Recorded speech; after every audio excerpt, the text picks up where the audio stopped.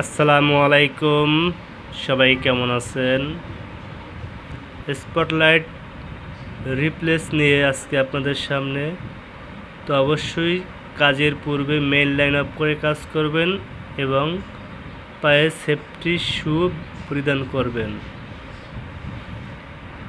এবং অবশ্যই main line up করে নিয়ম টেস্টার দিয়ে দেখবেন যে আপনার লাইনটি অফ হয়েছে কিনা, সেদিকে শিওর হবেন।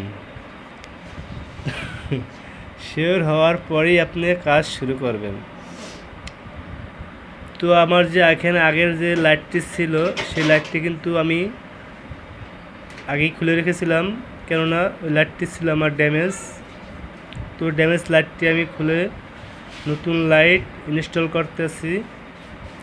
তো আমার আগের ভিডিওটি যারা যারা দেখেন না এখনও, চাইলে দেখে আসতে পারেন।